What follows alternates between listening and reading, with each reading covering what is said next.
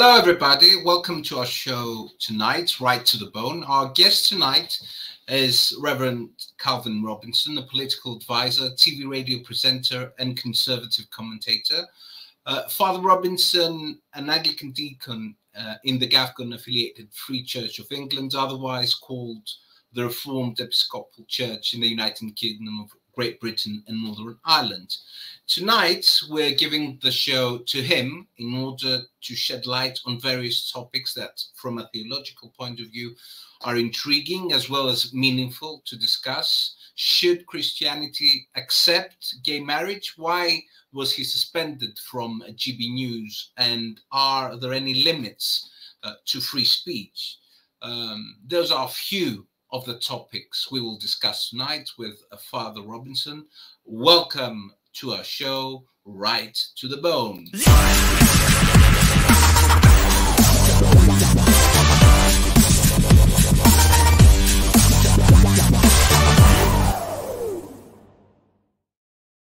Hello, everybody. My name is Рафаήλ Καλυβιώτης. I am the host of tonight's show, Right to the Bone. Welcome to our show. Please do not forget to subscribe and hit that like button. Father Rόμπινσον, welcome to our show. Hello, thank you for having me. It's great to be here. It's an honor. Thank you very much. Father, I'm starting, from not so difficult questions because, I've seen that it is quite an interesting path, the one that you have followed. You studied computer game design and programming. You went on to work in the tech industry before becoming a computer science teacher. And then you also worked as a video games journalist. You created the video game site God is a Geek. So nothing of a geek left inside of you now, or not?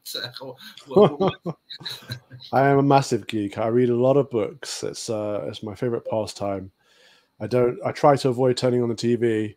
I haven't played a video game though in a long time, to be fair. Well, not about 5 years, other than I tried to get back into them by playing Hogwarts Legacy. Oh, I just haven't found the time, but it's a nice idea. I'm a fan of Harry Potter. J.K. Rowling, of course, now is on a different path.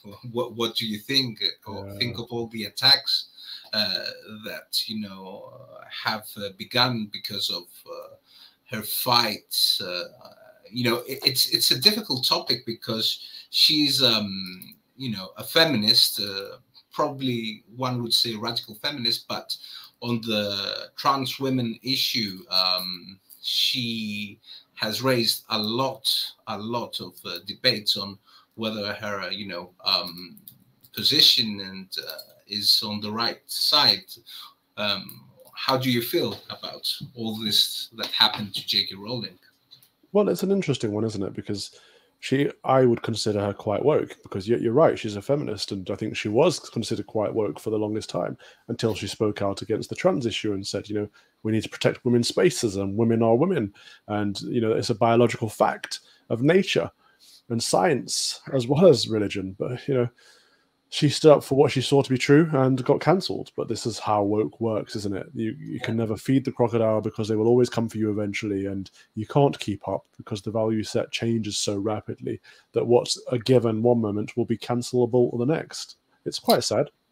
Yes, it's true. And, I thought, I thought that it was, let's say, interesting, the fact that she chose to make Dumbledore gay because of the affection and all the awe in the series that Dumbledore had, and Harry respected him very much. And after that, after the series was issued, all of the series, she then decided to make Dumbledore as a gay character. So it was quite an interesting choice, don't you think?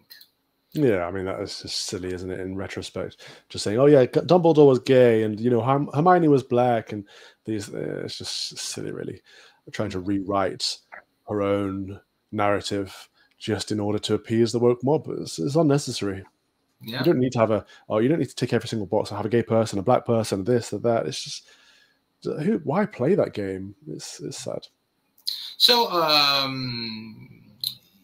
one would say that the fact that you are against critical race theory is something that is something difficult from you as a person.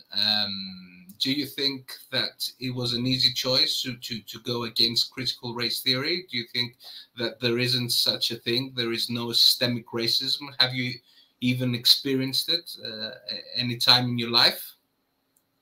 Racism, yeah, absolutely. Of course, I've experienced racism plenty. I think most people have.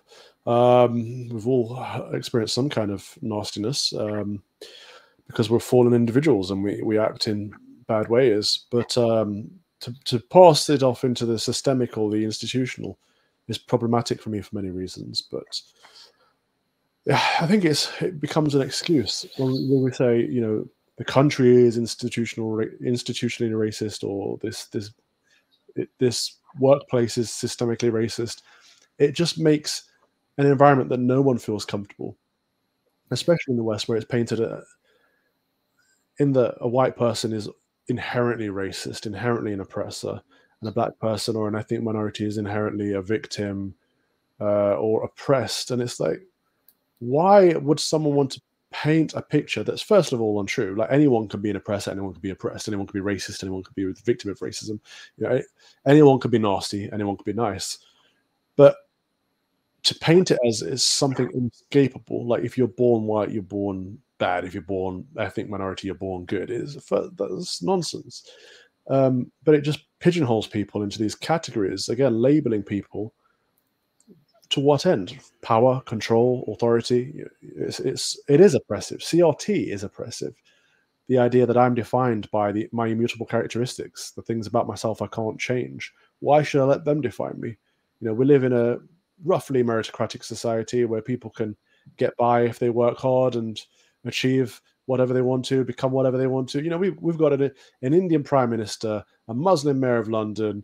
We've got a Muslim head of the Scottish Parliament now. Literally, it doesn't matter where you're from, what religion you are, what color you are, how you look.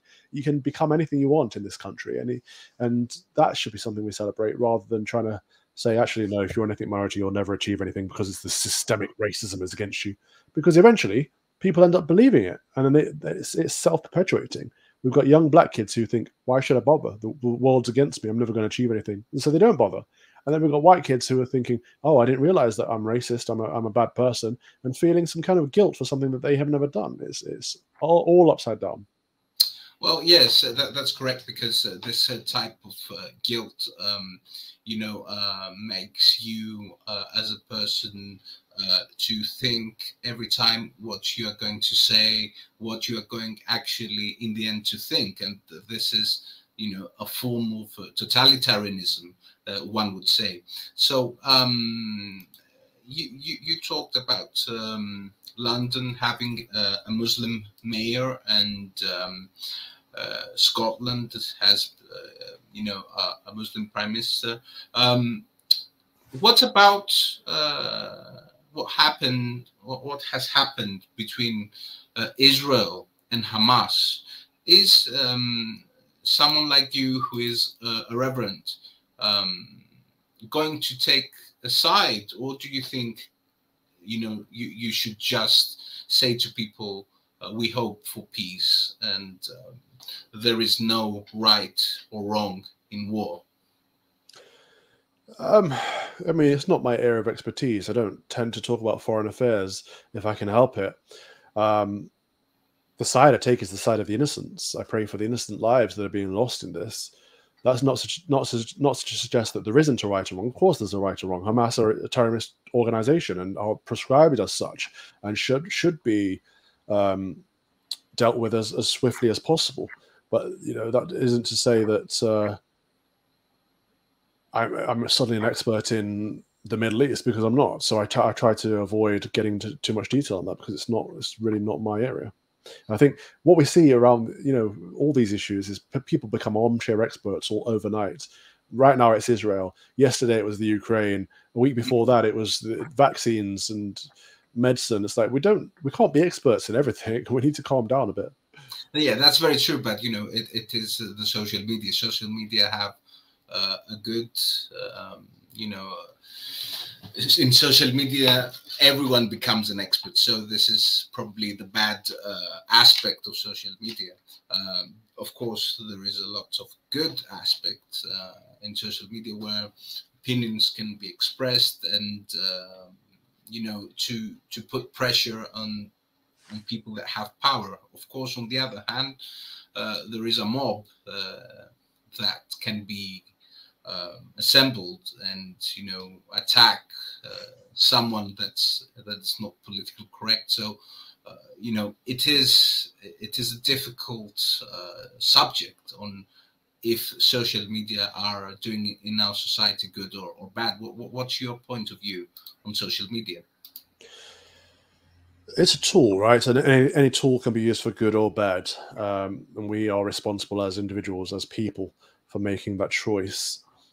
I try to use social media as a platform to spread important messages, to share truth, and to spread the gospel. I don't always succeed, but that's what I try to do. And I try to avoid arguments because, you know, I try not to respond to people more than twice in one thread, because I think the moment a Twitter thread, for example, gets longer than 2 replies, it becomes an argument. Pretty much always becomes an argument. Twitter's not very good for good conversations. It's good for short bursts of things. Facebook, on the other hand, is different, an entirely different demographic. And the same with YouTube. They all have different audiences, but it's how we use them and how we choose to use them. The problem with social media, as I see it, is that it's made us more disconnected, because we find our own hub, we find the people we agree with, and we sit in that little echo chamber and we shout outwards at everyone that's not in it. But we're not interacting with real people in real life. We're not creating communities anymore, generally speaking. We're not building society or maintaining civilization. And as a result, the world is crumbling around us.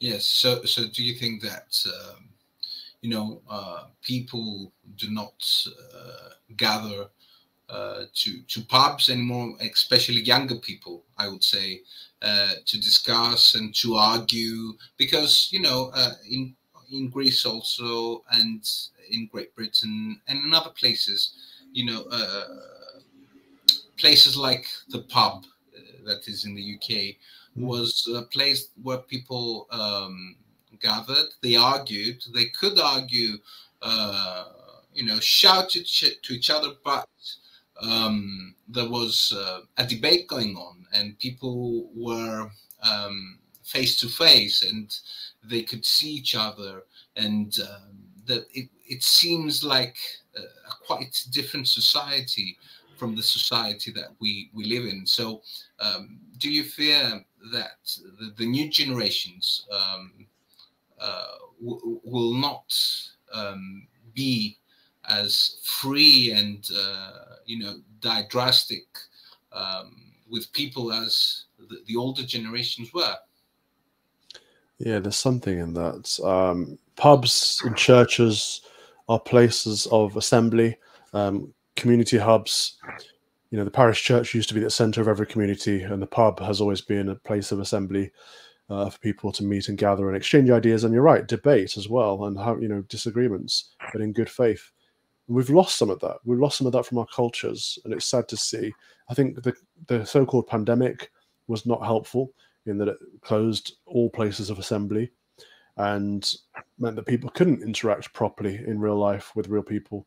And it's important for lots of reasons. You know, we're supposed to, I mean, we're a social species, and we're supposed to look out for our neighbors, quite literally. You know, keep an eye on our elderly neighbor if they need help with shopping, or just make sure the single parent down the street is okay, and just be there for each other as people. But we don't seem to know our neighbors anymore in quite a lot of cities, at least in the West. And I don't think that the younger generation is as keen on assembly in pubs. I think church is a different issue in that we are seeing a bit of an attraction to younger people to church, especially traditionalists in the traditional Latin Mass, and in the Book of Common Prayer services.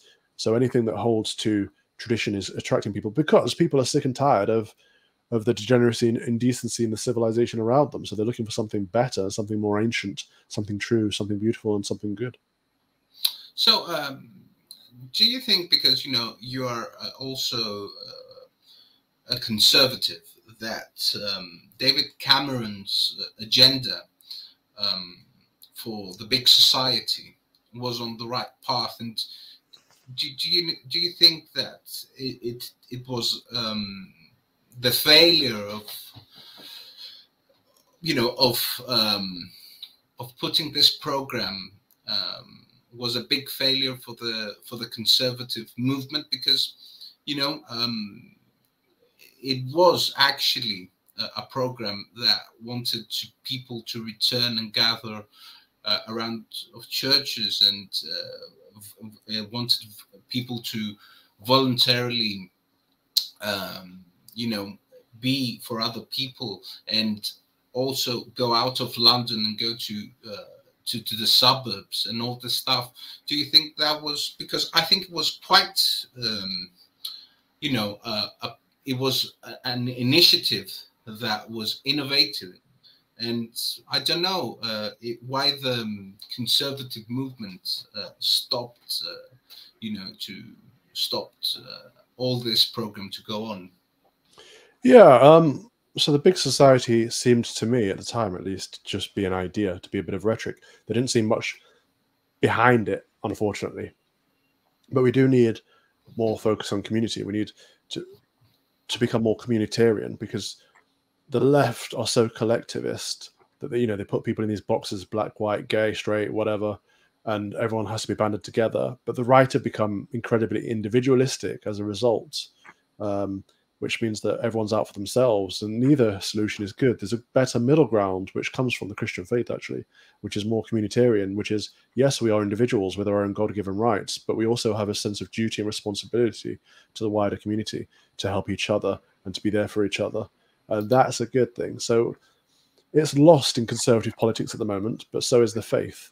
And I don't think you can really have conservatism without the faith. So once that's restored, perhaps the values that come along with it will be too. But I mean, you know, the Conservative Party is going to lose the next general election, so maybe they'll spend some time in reflection, thinking about what it means to be a conservative, and refine the conservative ideology in time for the next election. Yes, that's very true. So you mentioned COVID. Do you think that between freedom and safety, people chose safety? Yeah, absolutely. We are not a country that believes in freedom anymore. We used to be freedom, federation, were core values of the British Empire. But somewhere along the way, after the empire collapsed, we lost that sense of freedom. We used to have things like an Englishman's home is his castle. We used to believe in common law, and all these things are being eroded. You know, the Magna Carta has pretty much been eroded as it is. Common law has been replaced by positive law for the most part. Our judiciary don't understand, our legislative don't understand the idea that we are free. We are free people by God. By God. God gives us our freedom. We don't get freedom from the state. The state doesn't give us freedom. The state can only take freedom away, and we have to prevent that. We don't get that. We're not granted any permission from the state to be free, and I think we've lost that idea. So yeah, it comes down to what do we mean by what do we mean by being English? What do we mean by being Western? You know, France has always stood up for liberty in a crazy kind of way. The Americans love their freedom and their liberty, but in England we at least clung to safetyism, and that's a great shame, because with safetyism comes dictatorships, tyranny, authoritarianism. You know, basically, if you say, I don't care about my rights, just look after me, people will take your rights and they'll pretend to look after you, but they'll look after themselves.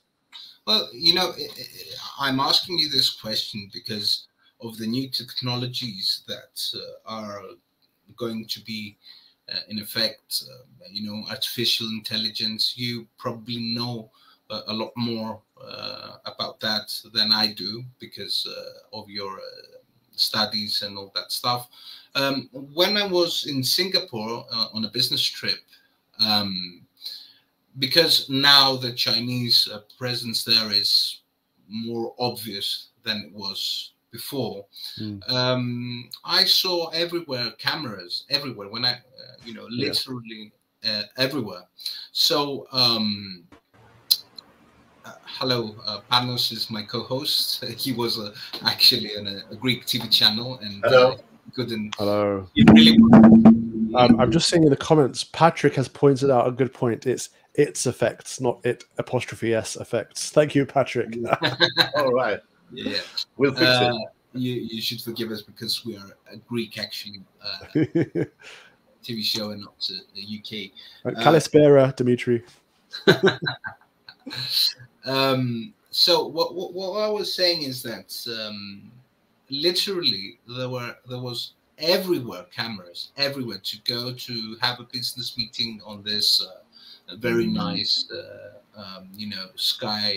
skyscrapers, and you had your face scanned on the camera, and from this scan you could enter to wherever you wanted inside the building. So it was a little bit I would say a lot annoying for me, and I had a debate with some colleagues of mine.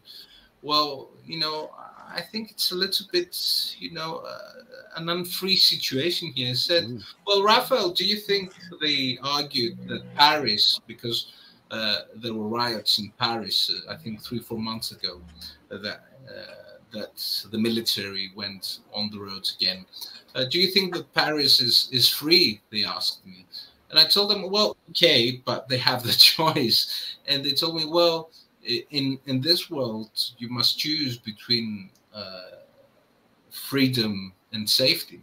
So are you not, I wouldn't say afraid, but are you worried about how the new technologies, AI, will affect us and maybe lose our freedom the way as the Western civilization knew freedom thousands of years?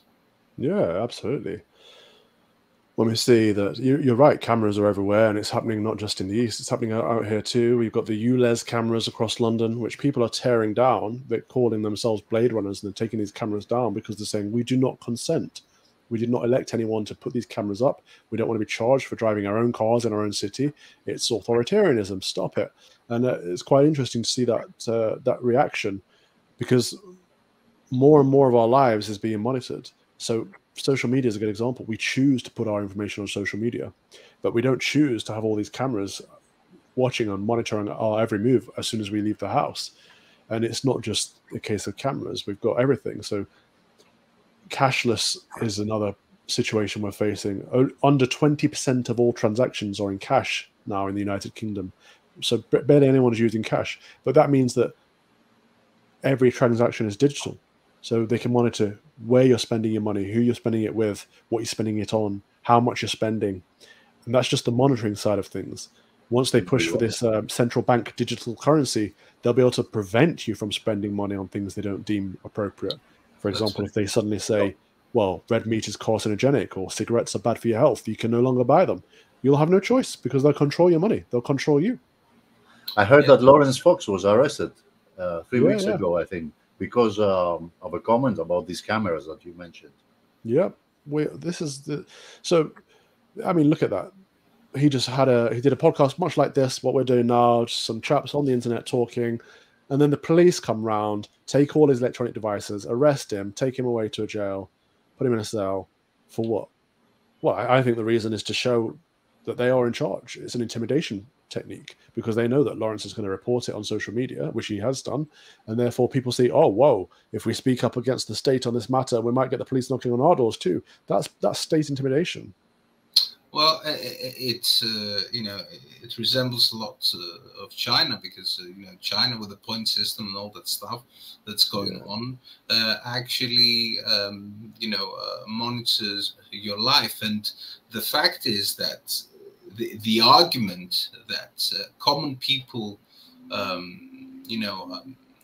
are convinced with is the one that they say that says, well, if you are not guilty of anything, you don't need to be afraid. And this argument also affects ordinary conservative people, because they want order, and when they see all this disorder happening on big cities like London, Paris, Athens, Berlin, or wherever else, they will be intrigued when the argument is presented that cameras must be everywhere, because then we will satisfy your need for order.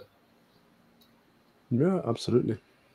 It is scary times. They're grabbing more and more control, and we're giving that control over.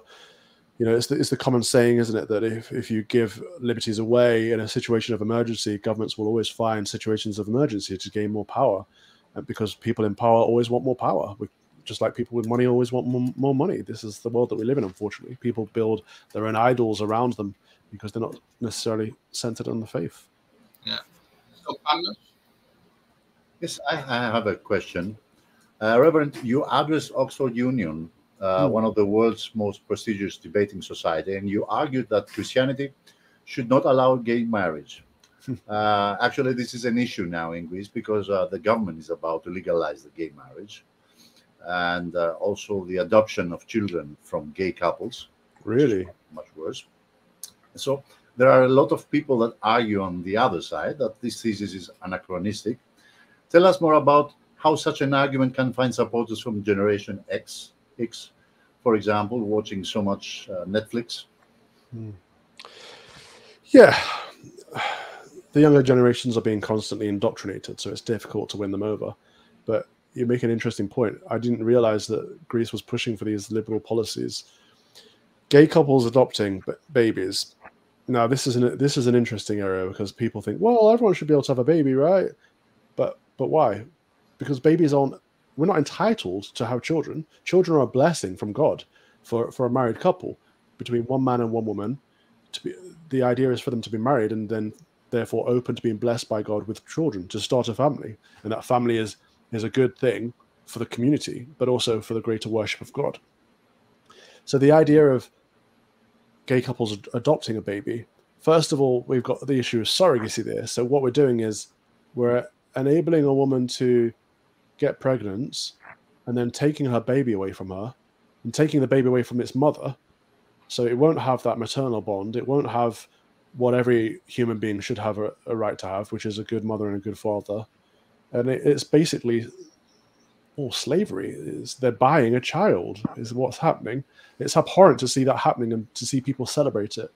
But, the debate around same-sex marriage was an easy one, because marriage is a word and words have meanings, and the word marriage means a lifelong union between one man and one woman. So, I mean, do whatever you like in a liberal society. People seem to do, but don't use the words that we already have. In England, we have civil partnerships, which anyone can enter into, whether that's 2 men, 2 women, or a man and a woman. So there is already a way for 2 men or 2 women to live together in union with each other. They didn't need the word married, but they wanted to take the word marriage, and they wanted to adopt our language in order to basically denigrate our faith. Yes, but you said it's a word. Is it just a word, or is it also a religious institution, not necessarily Christian, in general, because we have marriage in Muslims, in other religions as well, and I wonder, is it just a word? Is it just, because if it's just a word, then somebody may say, okay, we change the meaning of the word. Doesn't it have also a metaphysical value, so that someone could say that this is impossible? We cannot accept that you change the meaning of an institution, not just a word. Yeah, it's a very good question. Yeah, so it is a word. It is an important word, and words do have meanings. However, it's not just a word. It is also a sacrament, the sacrament of holy matrimony, which was around long before the Christian faith was around, because God instituted it from the very beginning when he made man and he made woman for man. He made us for each other, to complement each other. And this is why every religion has marriage, and pretty much every civilized society throughout human history has had marriage between one man and one woman. You know, there have been instances of polygamy, never worked. Societies have fallen apart. There have been instances of homosexuality, again, has never worked. Those societies have fallen apart. And this is what we're seeing now with the West. The West is falling in much the same way that Rome fell, in degeneracy, indecency, and just debauchery. Yeah, that's correct. So let's go to a hot topic. You know, about GB News. GB News suspended Lawrence Fox as he refused to apologize, initially at least, for comments about Ava Evans. The incident happened when Lawrence Fox was asked by Dan Wootton for his view on an appearance by Miss Evans, political correspondent for Politics Joe on the BBC's Politics Live the previous day. He described Miss Evans as, and I quote, little woman, and asked, and I quote again, who'd want to shag her, unquote. Sorry for my language, but I'm just quoting. And again, quote, show me a single self-respecting man that would like to climb into bed with that woman ever, unquote. My understanding is that you did not defend Lawrence for his comments, but Dan, and among other things that you said, was that you will not be appearing on Dan Wootton tonight without Dan Wootton. So you were suspended as well, if I'm not mistaken. So what happened there, and why did you maintain this position? Yeah, I don't want to talk about GB News for too long because it's happened and I'm over it and I'm moving on. So I don't want to keep going on about it. But just to summarize, it's just a case of values, really. If I work for an organization because the organization says it believes in free speech and it's on a mission to provide a different perspective and to be a voice to the silent majority, to call itself the People's Channel, and then doesn't stick by those values, then I find that sad. And to me, loyalty is important. And Dan Wootton got me into GB News from before they launched. I was around for the rehearsals. He got many people their jobs in GB News, but a lot of them were being quite quiet. So, you know, he didn't do anything wrong. And Lawrence Fox, I've said it a million times, but I don't agree with what he said. But should he have lost his job for it? No, it was ridiculous. The hysteria around it was just over the top.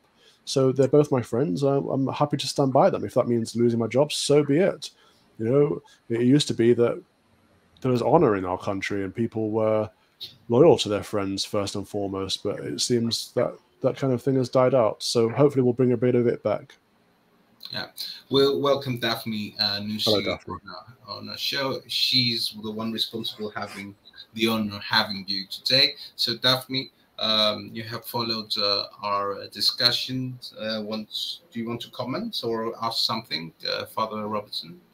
Thank you very much. And indeed, Father Calvin, it's a big honor to having you here. And thank you for responding to our invitation. I'm sorry for not connecting earlier, but I really was a technical matter I've been striving for quite a few minutes.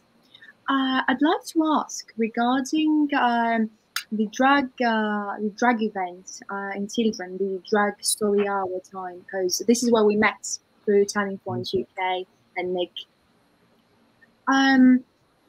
Why is that happening, really? Why would have reached the point of, uttering these kinds of words? I mean, common sense, and being humiliated even sometimes for uttering, common sense.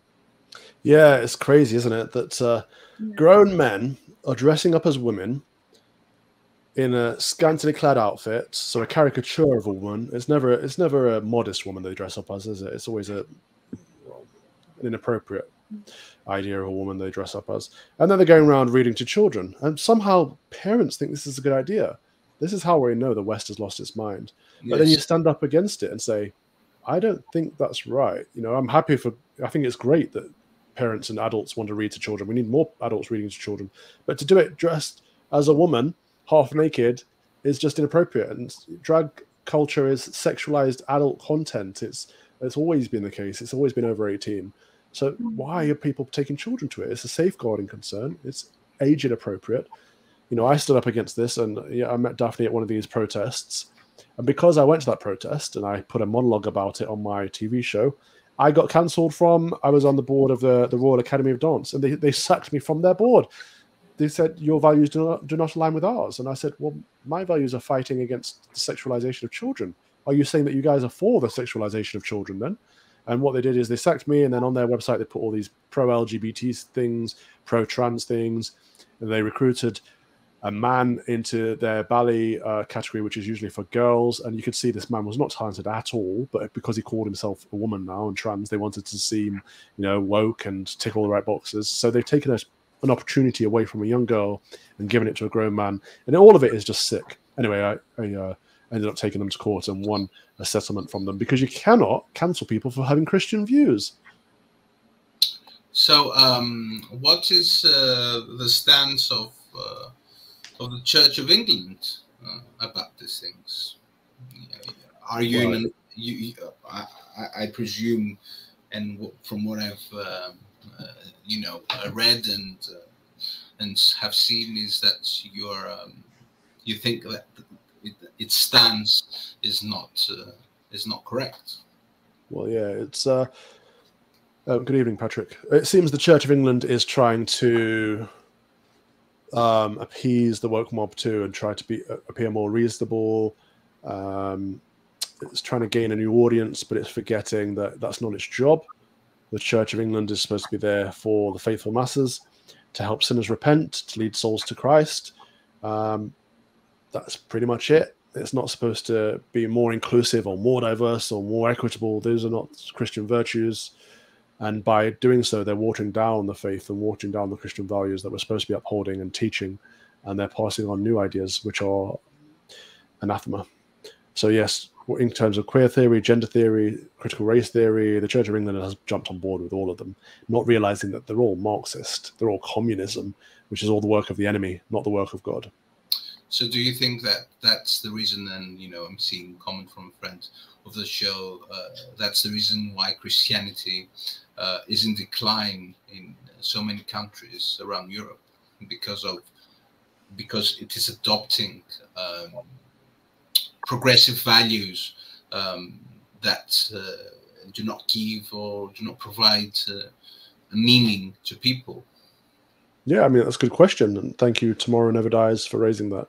I think it's absolutely the case. Wherever the church goes liberal, it dies, because liberalism is not compatible with Christianity. You can either be a liberal or you can be a Christian. It's very simple, really. The churches across the African continent and across Southeast Asia are growing. Christianity is growing around the world where it's orthodox, where they maintain Christian values. But wherever they water them down with wokeness, with liberal values, the church dies, because that's not the way it's supposed to be. So, you're intriguing me, asking you now this question. So do you think that Orthodox Church, which is in Russia or some parts of Ukraine and in Greece, that has its dogma unaltered in so many cases, that's the reason why people go more to church than, for example, compared to the Church of England? Oh, so when I was using the word Orthodox before, I meant Orthodox as in sound. I understand. But bringing in the Eastern Orthodox, I think there's a lot of truth in it. I think, well, of course there is, because I believe in the undivided church of the first millennium. I believe in Catholicism in the true sense that the Eastern Orthodox Church is as Catholic as the Roman Catholic Church. And I think it's a great sadness that the church is still in schism, actually. And I think it's time for us to bring that thing back together, perhaps once this woke Bishop of Rome gets deposed or passes his throne on someone else. But yes, I think there's a lot of goodness in Orthodoxy. I'm personally getting ordained to the priesthood in the old Catholic tradition, the Union of Scranton, who are very much aligned with the Orthodox. There have been many conversations about potentially entering communion. It's a very long and difficult process, so I don't know how that works, but essentially we believe the same things that the Orthodox do, and the same thing that the Catholic Church did until Vatican I, Vatican II. So it's all about, for me, it's all about bringing Christianity back together. Yeah. Panos? I see a question from somebody from the audience. He says, it's Patrick Bateman. Good evening, Reverend Robinson. A lot of people from the left claim that their free speech rights are infringed because they cannot publicly support Palestine and accuse the right for hypocrisy. Who are these people? Because I don't see anyone's rights being infringed. I've seen so many Palestinian riots, I would call them, not even protests. Look, everyone has the right to protest, and everyone has the freedom of speech. However, that does not give you freedom to support terrorist organizations. And most of these protests that I've seen have been people supporting Hamas, which is a terrorist organization. It's prescribed terrorist organization by the law of the land. Therefore, if someone is supporting a terrorist organization, they should be deported from the country, quite frankly. And I'm sad to see so many people coming out and tearing down posters of lost and missing children and things like that. It's just inhumane. It doesn't matter which side you support in any war. Like, children and innocent lives should always be prayed for and looked out for. There's a great darkness in the world right now that people can rip off the posters of hostages and laugh. I can't think of anything more sad than that. Yeah. So may I ask if you think that Islamism, not Islam generally, but Islamism as we see it in the West, and with all this migration flow, is a threat to Western civilization, especially in Europe? Oh, no, Islam is a threat, not Islamism. Islam in general is a threat, absolutely. It's incompatible with the West, with Western values. Western values were built on Christian values, and Christianity is the truth. Christ is the truth. He is the way and the life. And Islam is a Catholic heresy. They took many truths and twisted them. And we have to look at who the founders of this cult were. We're talking about warmongers. We're talking about very indecent people that abused a situation. You know, for example, there were trade routes between Jews and Christians and all kinds of people of different faiths within the Middle East that the Muslims went in and destroyed, and in bad faith, and just conquered and nearly took over the West. If it wasn't for the Crusades, we would probably be Islamic right now, unfortunately. So it's a good job that Christians were strong enough to stand up and fight against the threat of Islam for a good time. But those days are long gone, and now, you know, the barbarian is no longer at the gates. The barbarian has been invited within, and we've left the gates open. We have so many people in our nations in the West that do not believe in the same things that we believe, that do not share our values, that hate us and want to conquer us, and we've invited them in. It's ridiculous. Well, yes, Daphne.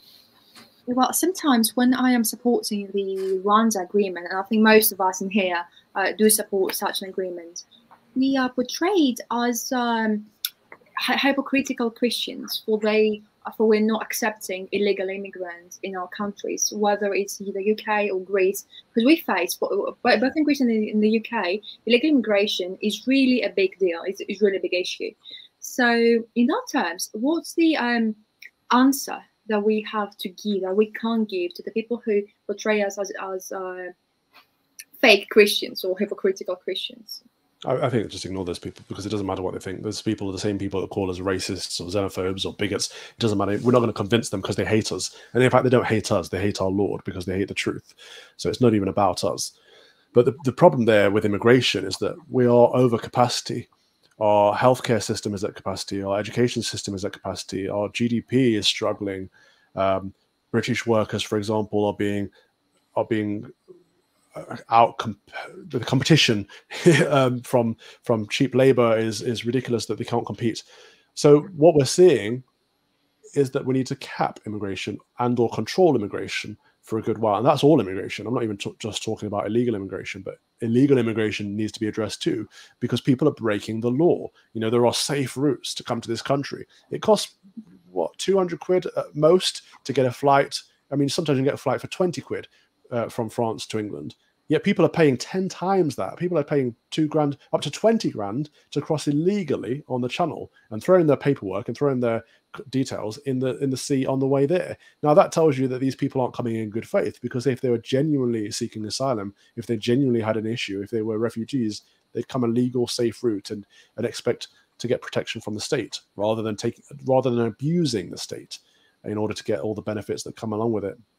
But even then, we need to be carefully considering what type of refugees we take. We should be prioritizing Christian refugees from Christian nations, such as South Sudan, northern Nigeria, where Christians are persecuted, Armenians, like Christians are being persecuted all around the world, China. We could go on all day, but we don't. In fact, we take fewer and fewer Christians, and we take in people that don't share our values, and then we don't encourage them to integrate. And then we wonder why we've got terrorist supporters running around London scaring Jews. It's, well, we've done this to ourselves. And I mean, the case of the Armenian in Nagorno-Karabakh war, and the fact that we haven't had any refugee from a true war that just happened a few months ago, I mean, really shows the hypocrisy from their side, not from our side. Really, they didn't even care. I mean, even in the media, you could not even see what was happening. You had to conduct your own research and to see what was happening. Yeah. You know, we have to be careful of the media narrative. I advise people turn off your TVs, because there's nothing good on TV. It's constant indoctrination and propaganda. You know, in the first couple of days or the first week or so of this war in Israel, I've seen more footage on social media than I've seen in the past year of the so-called war in the Ukraine. You know, we have all of these narratives are being pushed in a certain way that we don't even know what's true anymore. We don't know what's going on anymore. Yeah. So, do you think that because it's, of course, I agree with you, it's a matter of faith, but you know, having visited London a lot of times, and you know, having read the books of Douglas Murray, especially The Strange Death of Europe,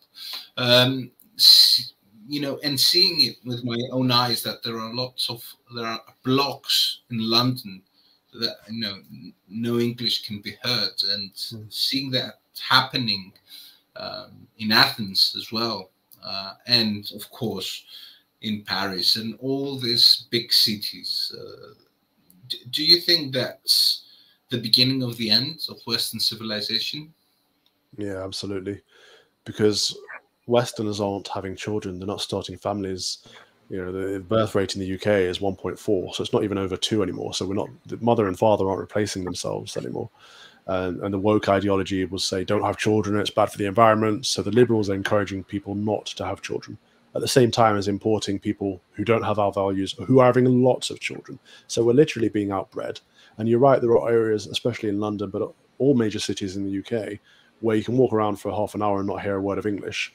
Now, the liberals will say, that's a good thing, less diversity. I'm like, well, the truth is that's not a good thing. Multiculturalism does not work. Multi-ethnicity is fine, so I'm not suggesting that everyone has to be the same, but the idea of having a culture means you have a predominant culture, that if you are going to have migrants come to your country, they know what values they're adopting, they know which language they're adopting, they know the culture they're adopting. All of these things are important.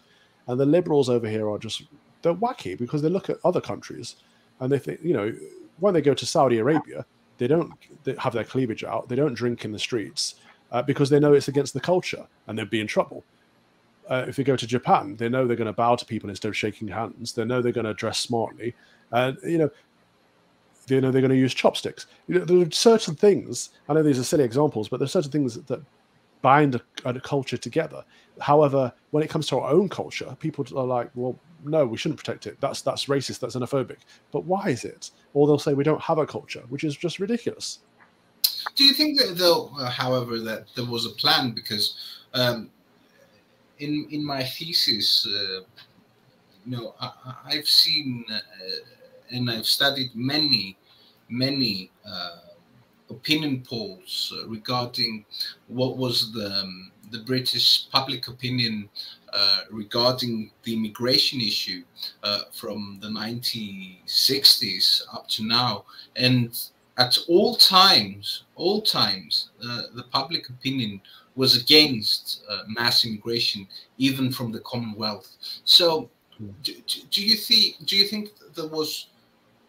I'm not going to say some, conspiracy theory, but do you think the political class, the political elites,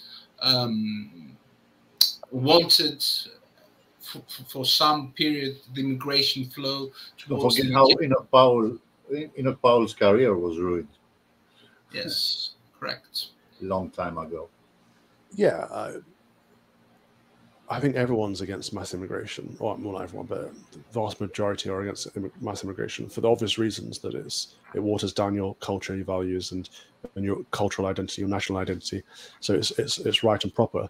And you're right that the governments have implemented policies to the opposite of that for years and years. And this is not a left-wing thing or a right-wing thing, because whilst Tony Blair did implement mass migration, so have the Conservative governments. Last year we had 1 million net migration to the UK, which is an unsustainable number under a so-called Conservative government. So there is something at play. I don't know if it's a plan, but the idea would suggest to me that it's because politicians make an idol of GDP, and they see the success of a nation by the rising of the GDP, rather than whether the citizens are happy, successful, contributing, productive, have families, are fulfilled and content, and have faith, and all the other things that are important to human life. All they care about is the number of GDP. And therefore, if the birth rate is declining, their natural solution is, well, we need to get more people in because we need to get more workers, we need more labor. Rather than saying, well, what's the problem? Why are birth rates declining? Let's encourage marriage. Let's encourage family. Let's encourage birth. Let's do, it can be done. Hungary is doing a good example of that. If a woman has so many kids, she'll never pay income tax ever again in her life. A great policy, and Poland, France are all trying different things where if you get married, you earn certain benefits that you wouldn't have otherwise as a single person. These are great. Incentivize good things. Incentivize family, marriage, commitment, and raising children. And instead of doing that, we're just flooding the country with immigrants. Yeah. So Panos and Daphne will raise the last two questions. Daphne? Ladies first. So thank you. My question would be, what can we do in order to become the example that we want to see in the society? That's a great question, Daphne, and that is what we must do. We must set an example. We are called to be the salt. We are called to be the light in this ever-darkening world around us, and that means living a life in Christ. That means going to church, getting married, having lots of children, and maybe taking your children outside of the state system and educating them yourself if you can, and just living a good life. And that will become more and more attractive to people as they see the mess all around them. They'll be like, whoa, they've got something special going on. What do they know? And the answer will be Jesus Christ. And that's what we can contribute to the world. Great question, great answer. Panos? I won't ruin it. I think it's a good ending like that, because that's the message we want to send. So there's no reason to. I agree. And, I know that you don't want to talk about GB News, but this was a very, very, very brave thing of you to do. It was I think it was a very, very brave thing. Very, very few people would have done what you would have done, because ethics in our society are not celebrated in every TV show, and in every movie we celebrate the cunning man that's without ethics and sees ethics as as something that puts him behind the situation and makes him, a lesser man. So it was a very, very brave thing for you to do. Thank you. That's very kind you for that. And thank you very, very much for being in our show. Not at all. It's been a pleasure. Good talking to you all. God bless. Good night. Good night. Good night. All right. That was Father Robinson. It was a great interview. I think he's a brave man, inspired man. You know, everyone should see his interviews. His address, the Oxford Union, is a great one. So we were very happy to have him here today, and we want to especially thank Daphne that made this possible. And guys over there, be brave, fight against woke culture, and we will see you again very soon. Have a great night. Bye. Thanks.